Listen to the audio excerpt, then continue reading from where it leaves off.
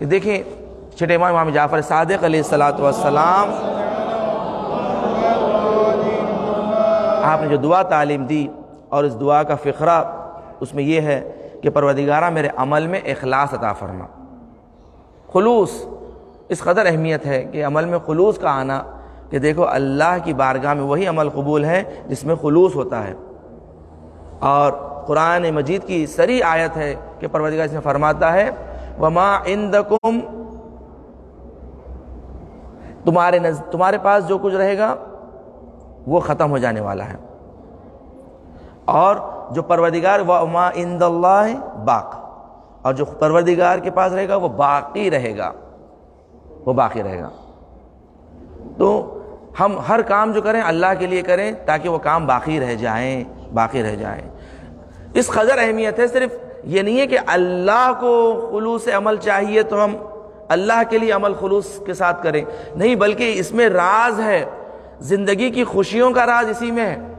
انسان اگر زندگی میں خوش رہنا چاہتا ہے تو اس راز کو اپنا لے۔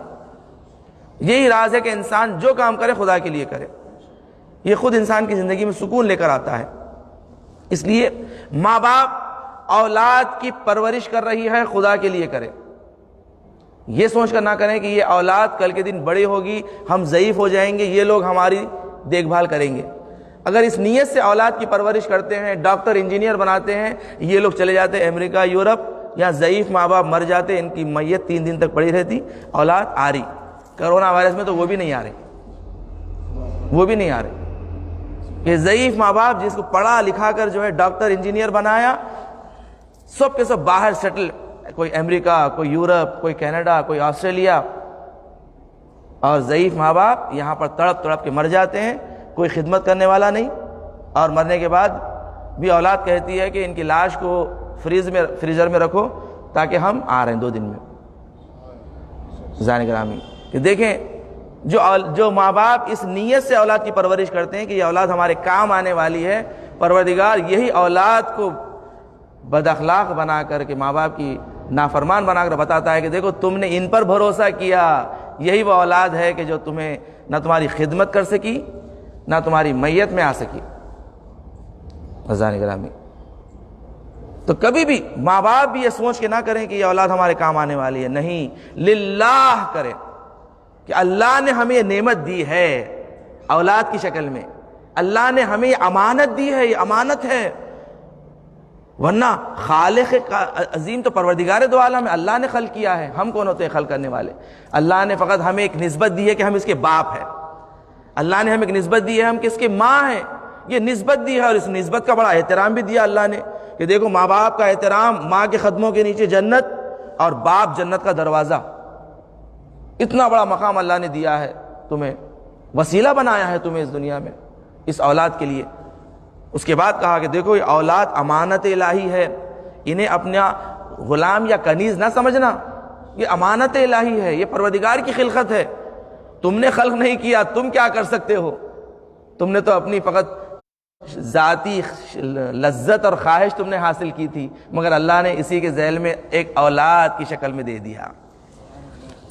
تو تم کون ہوتے ہو اسے خلق کرنے والے؟ خلق تو خدا کرتا ہے، بس تمہیں اللہ نے وسیلہ بنایا ہے باپ کی شکل میں یا ماں کی شکل میں۔ اس اولاد کو امانت سمجھ کے تربیت کرو، یہ امانت الہی ہے، یہ امانت الہی ہے، امانت الہی کو بہترین تربیت پرورش کرو، خدا کا بندہ بناؤ، اسے خدا کا بندہ بناؤ، اہل بیت کا چاہنے والا بناؤ، عاشق اہل بیت بناؤ، یہ تمہارا وظیفہ ہے، یہ تمہارا وظیفہ ہے۔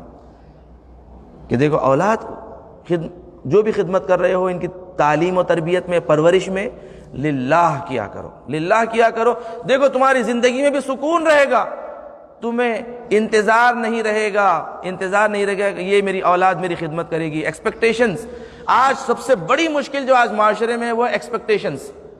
انسان کی پریشانی یہ ہو رہی کہ ایکسپیکٹیشن، یعنی ہر کوئی ایک دوسرے سے ایکسپیکٹ کر رہا ہے کہ یہ میرے لیے یہ کرے، یہ میرے لیے یہ کرے، اور جب نہیں ہوتا ہے نا ہم ناراض ہو جاتے ہیں، ہمارے دلوں میں قدورتیں پیدا ہو جاتی ہیں، ایکسپیکٹیشنز جہاں پر آ جاتے ہیں، انتظارات، توقعات جو ہم ایک دوسرے سے توقع رکھتے ہیں، ماں باپ اولاد سے، اولاد ماں باپ سے، بعض اولاد بھی کہتی ہمارے ماں باپ ہمارے لیے کیا کرے، ہمارے ماں باپ ہمارے لیے کیا کریں، دیکھیں دوسروں کے ماں باپ دوسروں کے لیے کیا کرتے ہیں، کتنا کرتے ہیں۔ بعض اولاد بھی ایکسپیکٹیشنز کی وجہ سے ماں باپ کی نافرمان ہو جاتی ہے۔ اللہ نے کہا کہ دیکھو کبھی ماں باپ پہ انگلی نہ اٹھانا، کبھی ماں باپ پہ اعتراض نہ کرنا کہ تم نے کیا کیا ہمارے لیے۔ اہل بیت علیہ السلام نے فرمایا کہ تم اپنی ماں کا فقط ایک چیخ جو تمہارے جو پیدا کر رہی تھی تم اس کا حق ادا نہیں کر سکتے۔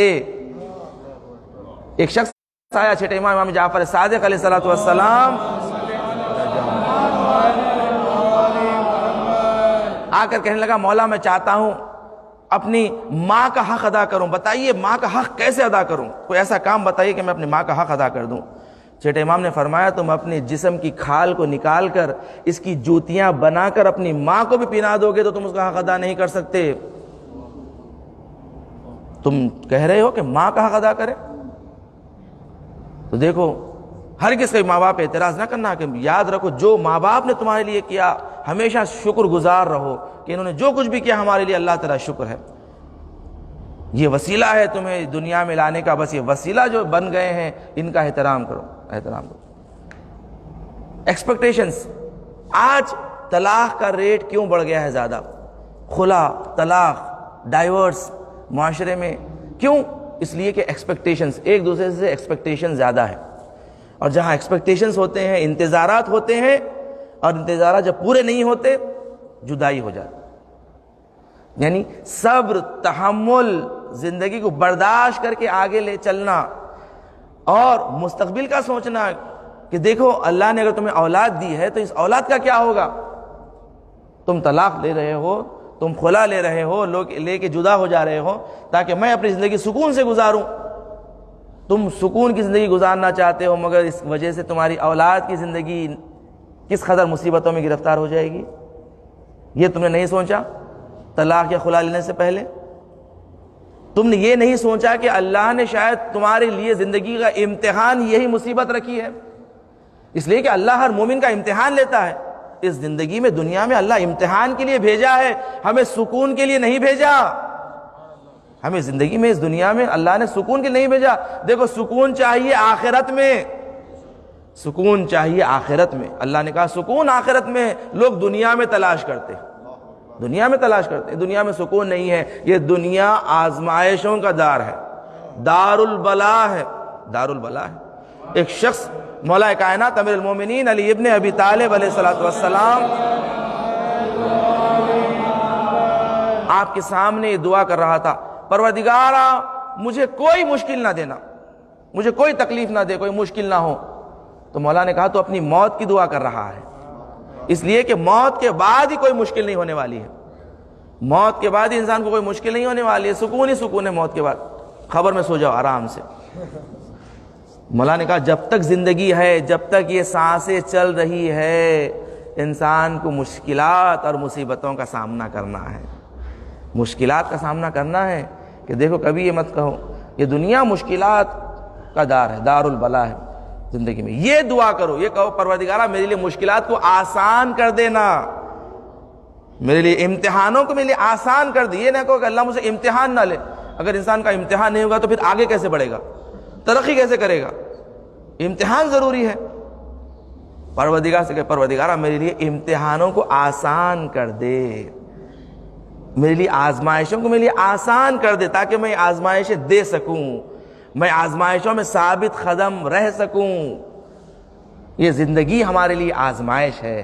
مشکلات جو آتے ہیں کبھی یہ نہ سمجھو کہ مشکلات سے تم فرار کر لو گے تو تم کامیاب ہوگے، نہیں، مشکلات سے فرار کرنے سے کامیاب نہیں ہو سکتا ہے۔ کہ دیکھو علماء بہترین مثال دیتے ہیں کہ جو انسان پہاڑ پہ چلنا چاہتا ہے تو سیدھی رسی سے کبھی نہیں چڑھ سکتا۔ اگر رسی سیدھی ہو، صاف ہو، اس سے چڑھ نہیں سکتا، اس رسی میں گھیٹیاں مارنا پڑتا ہے، گھیٹیاں بندھنا پڑتا ہے، تاکہ ہر تھوڑی تھوڑی دیر کو جب گھیٹی ہوتی ہے وہ گھیٹیاں پکڑ کے وہ اوپر چڑھتا ہے۔ تو یہ زندگی میں جو مصیبتیں آتی ہیں کبھی تم اسے مصیبت نہ کہو، بلکہ سمجھو یہ گھیٹی ہے تمہیں اوپر لے جانے کے لیے۔ صلوات پڑھے محمد و آل محمد۔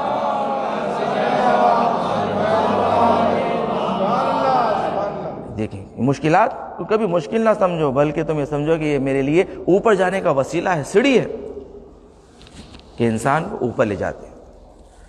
تو ایکسپیکٹیشنز، جب انسان للہ کرتا ہے کام، اللہ کی خاطر، خدا کی خاطر جب انسان زندگی کرتا ہے، انسان کی زندگی میں نورانیت آتی ہے، خوشیوں کے ساتھ زندگی بسر کرتا ہے۔ لا نرید منکم جزاء ولا شکورا، سورہ انسان کی آیت ہے، سورہ دہر، جو اہل بیت کی شان میں سورہ نازل ہوا کہ اہل بیت وہ ہیں کہ جو روٹیاں دیتے ہیں اللہ کے نام پر اور کہتے ہیں کہ ہمیں تم سے کوئی انتظار نہیں ہے، نہ تم سے جزا چاہیے نہ تم سے شکریہ چاہیے۔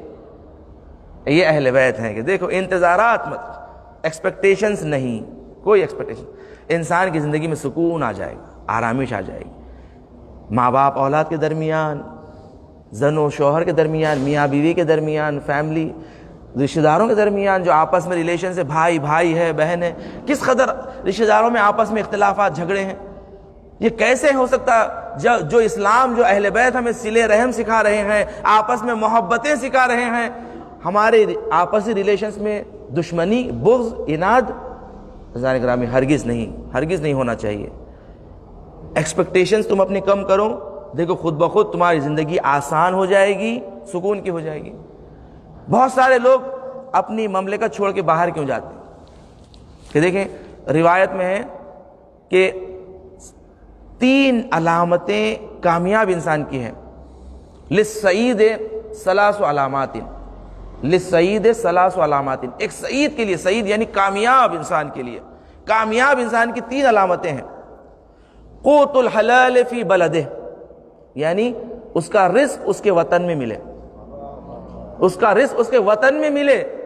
کہ دیکھیں آج لوگ وطن چھوڑ کر کیوں جا رہے ہیں؟ کیونکہ ایکسپیکٹیشن زیادہ ہے، ہمیں اپنے وطن میں کیا ملے گا، میں باہر جاؤں گا، وہاں جانے کے بعد مجھے کئی ہزار میری تنخواہ ہو جائے گی، اور اس سے میں جب پیسہ بھیجوں گا تو میری فیملی خوشحال رہ سکتی ہے، بہترین سکولز میں میرے بچے پڑھ سکتے ہیں، بہترین گھر میں میری فیملی رہ سکتی ہے۔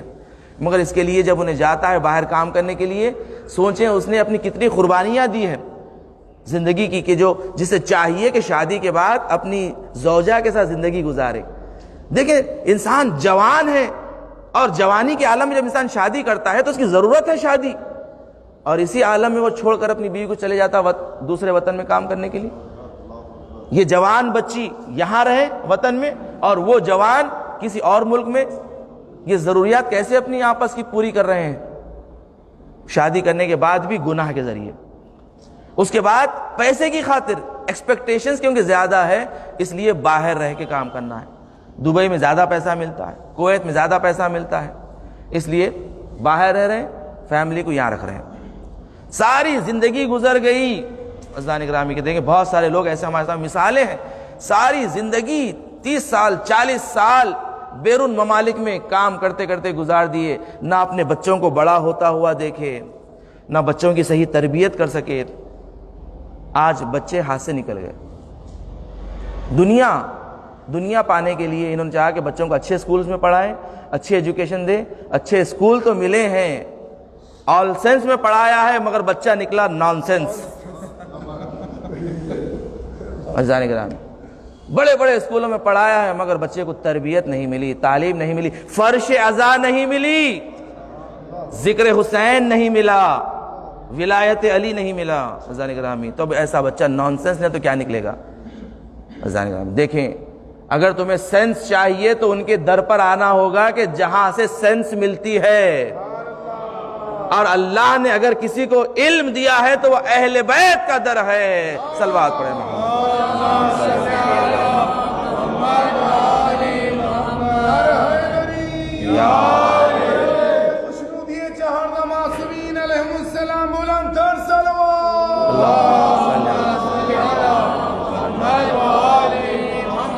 عزیزان گرامی بڑی اہمیت ہے کہ دیکھو کہ ہر کام کرو اللہ کی خاطر کرو۔